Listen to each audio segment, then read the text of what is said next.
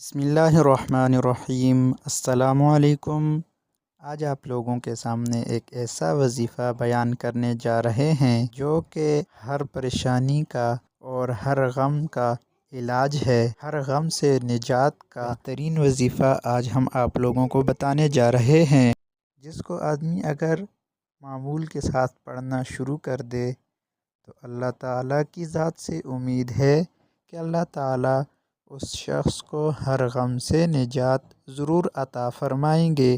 تو وہ کون سا وظیفہ ہے، آج آپ کو اس کے بارے میں بتاتے ہیں۔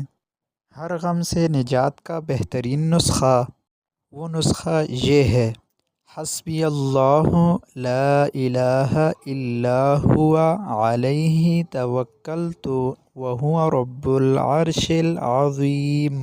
اس کا ترجمہ یہ ہے: کافی ہے مجھ کو اللہ تعالی، نہیں ہے کوئی معبود اس کے سوا، اسی پر میں نے بھروسہ کیا اور وہی عرش عظیم کا مالک ہے۔ ابو داؤد شریف میں ہے کہ جو شخص اس کو 7 مرتبہ صبح اور 7 مرتبہ شام پڑھ لیا کرے، اللہ تعالیٰ اس کے دنیا اور آخرت کے ہر غم اور فکر کے لیے کافی ہو جائے گا۔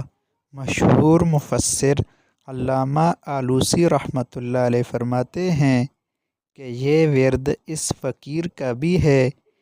کہنے کا مطلب ان کا یہ ہے کہ وہ بھی اس کو بطور ورد پڑھتے رہتے ہیں۔